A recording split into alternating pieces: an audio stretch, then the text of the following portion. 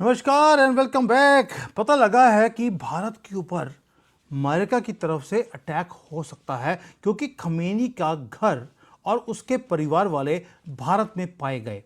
अगर आप देखेंगे कि डोनाल्ड ट्रंप ने और इजराइल ने मिलकर क्या बोला था कि जहां जहां पर मुझे खमेनी की फैमिली मिलेगी या उसके सिंपथाइजर्स मिलेंगे, हम उनको उड़ा देंगे।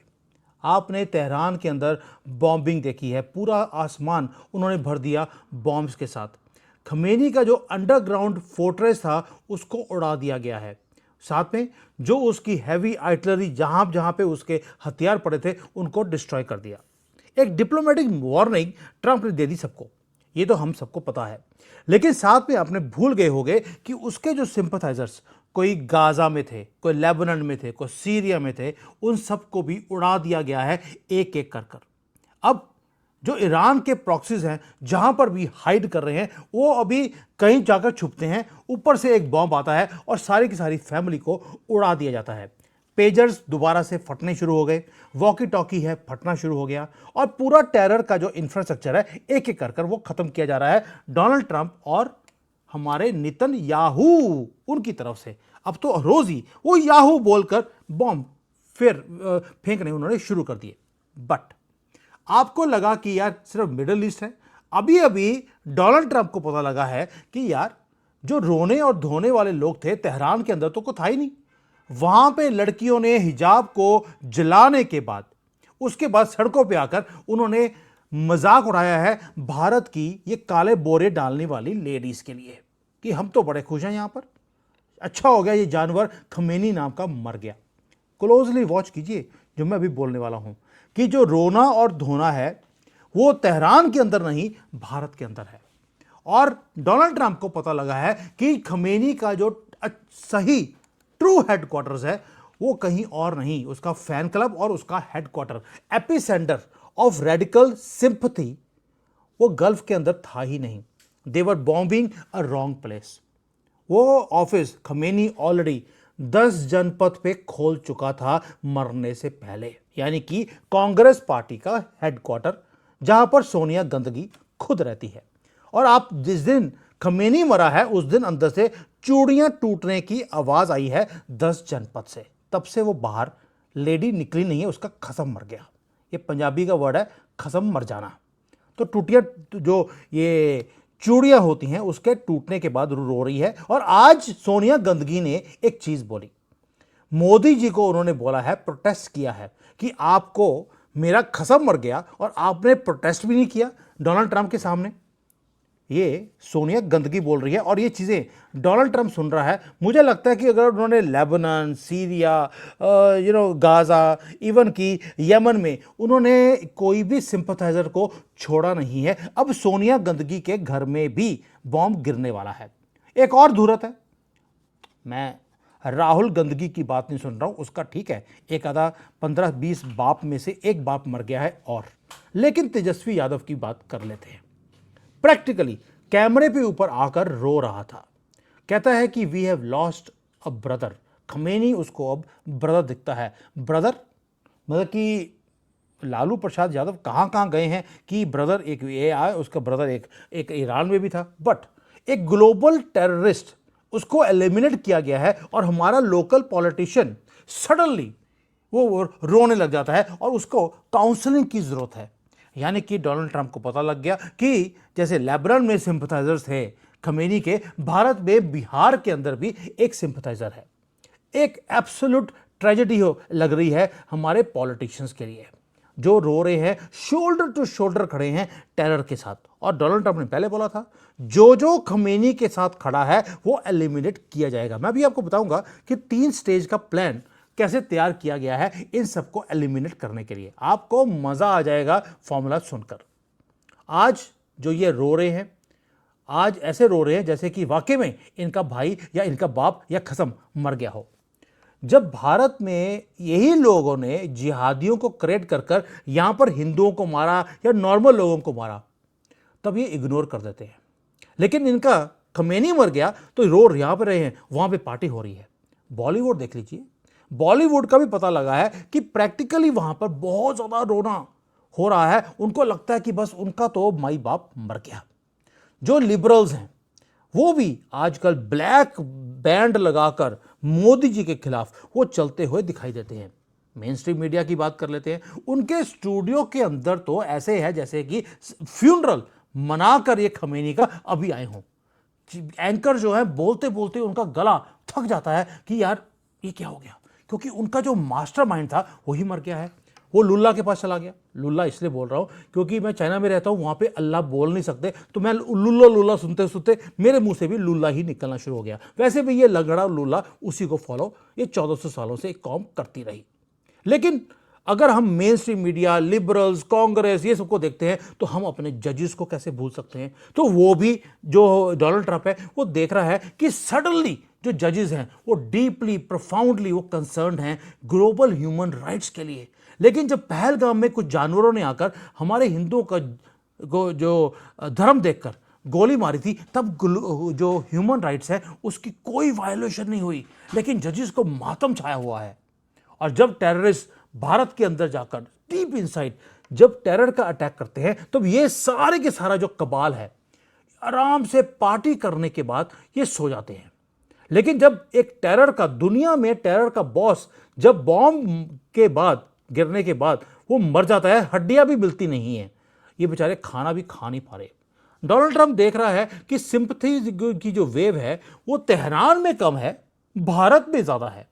और इसलिए मुझे लगता है कि जो ये जोक हो रहा है भारत के अंदर, जो कि सिख ट्विस्टेड और लाफेबल जोक है, ये डोनाल्ड ट्रंप देख रहा है और उधर इजराइल भी देख रहा है। और मोदी जी अभी अभी इजराइल में जाके क्या बोल के आए थे, टेरर कहीं भी हो उसको और उसके सिंपथाइजर को छोड़ा नहीं जाएगा। अब 3 स्टेज का जो क्लीन अप ऑपरेशन है वो बताता हूं वो क्या है। पहला भी आपको देखना पड़ेगा कि जब डोनाल्ड ट्रंप ने इजराइल ने बोल दिया जहां पर भी खमेनी के सिंपथाइजर्स हैं उनको नहीं छोड़ा जाएगा, तो डायरेक्ट हम आउटसोर्स करने वाले हैं इस सारे एक्सपर्ट्स खमेनी लवर्स को एलिमिनेट करने के लिए। सबसे पहला तो आपको मालूम है जिसकी चूड़ियां टूटी हैं, अभी अभी सफेद रंग की साड़ी उसने दोबारा से डाली है, बस पहले तो उसके ऊपर 10 जनपद ये गिरने वाला है। और ये क्विक पोलाइट ईमेल हमारी तरफ से जाएगा यूएसए को और इजराइल को। ये पूरी लिस्ट दी जाएगी कि भाई बाप ये देख लो। सब्जेक्ट लाइन क्या है, ये है टारगेट एड्रेसेस जो आपको दिए जा रहे हैं, ये खमेनी के रिश्तेदार हैं। आज देख लीजिए, सिर्फ यही नहीं है, ये जो मैंने नाम बताए, आप जो यूपी है, इवन की केरला है, वेस्ट बंगाल, कश्मीर में तो मैं हैरान रह गया, पत्थरबाजी दोबारा शुरू हो गई खमेनी के नाम पर कि जी खमेनी को कैसे मार दे जैसे मोदी जी ने मारा हो। तो ये सारी जो लिस्ट है ये जारी है किसके पास, इजराइल के पास और ट्रंप के पास।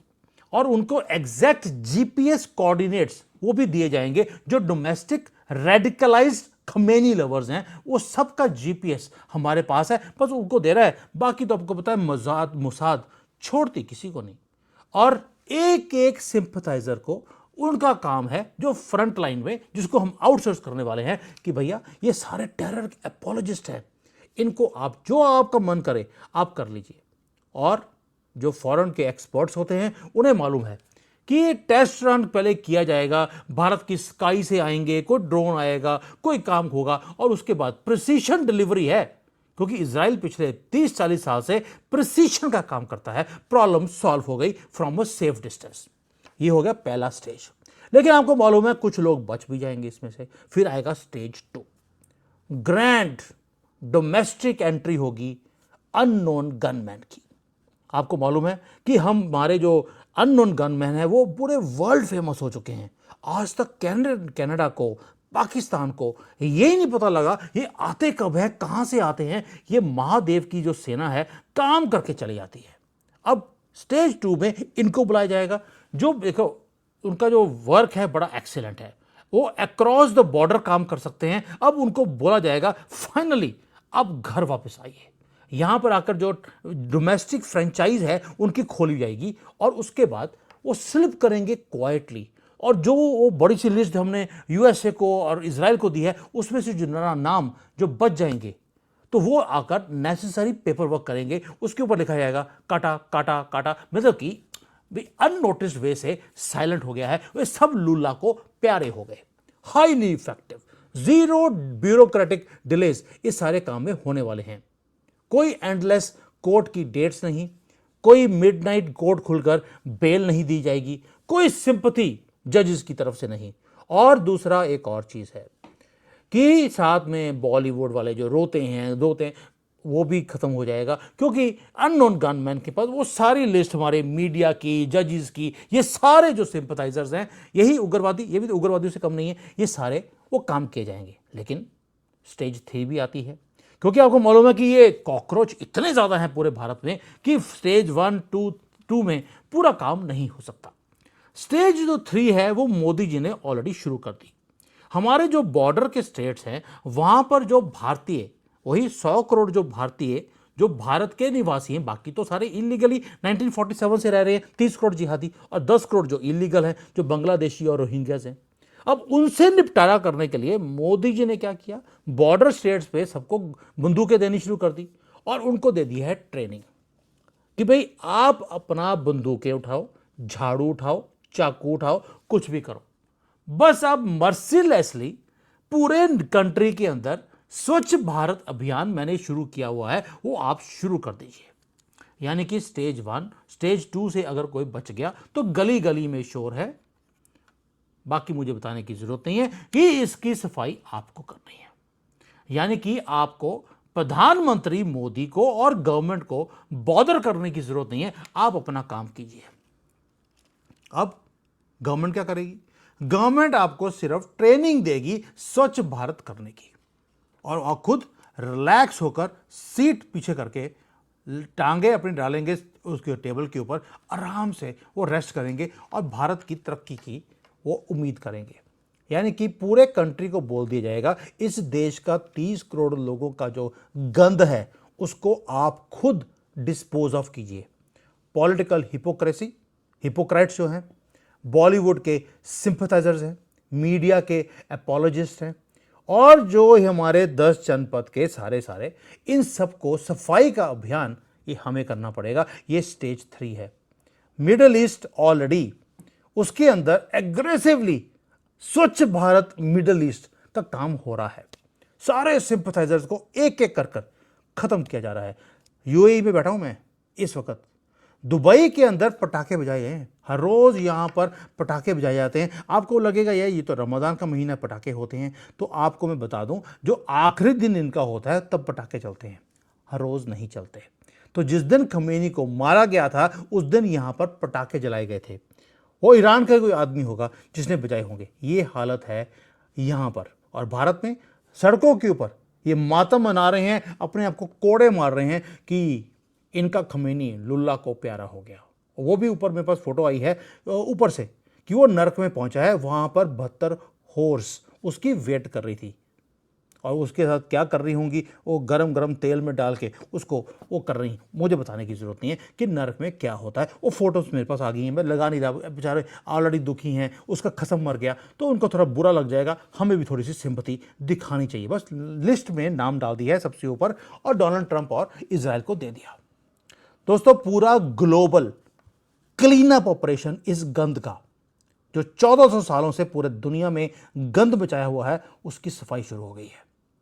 दुनिया में सफाई शुरू हो गई, अब भारत में वहां पर भी सफाई शुरू होगी।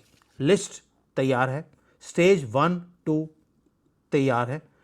मेरा क्वेश्चन सिंपल आपसे है कि आप तैयार हैं स्वच्छ भारत करने के लिए? और जिस दिन मौका आपको दिया जाएगा इस भारत को सफाई करने का, उसके बिना आप बच नहीं सकते। अब तो नारे लगा रहे हैं ऊपरली, जो ज़मीन सरकारी है वो हमारी है, ये नारा उन्होंने लगाना शुरू कर दिया। और अगर हमने ले लिया है तो आप उसको वापस ले नहीं सकते, क्योंकि सरकारी मतलब कि हमारी है। और उन्होंने बोल दिया जिस दिन हमारी 40% पॉपुलेशन हो जाएगी, जो ज़मीन तुम्हारी है वो भी हमारी है, वो उन्होंने बोलना शुरू कर दिया है। और कांग्रेस ने पहले बना दिया रूल एक कि जहां पर मुसलमान हाथ लगाएगा वो ज़मीन उसकी हो जाएगी। स्वच्छ भारत अभियान आपको लगता था ये सड़कें साफ करने का है? Sorry, you are wrong.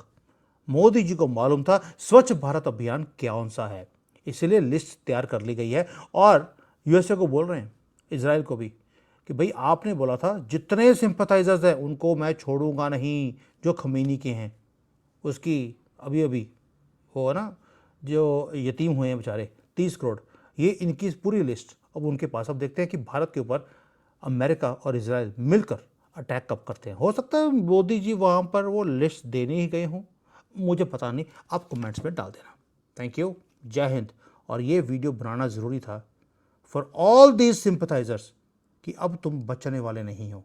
चूड़ियाँ टूटी हैं, गुरूर टूट गया है, पार्टी खत्म हो चुकी है, अब आगे क्या कुछ टूटेगा ये देखने वाला होगा। थैंक यू, जय हिंद, वंदे मातरम, हर हर महादेव।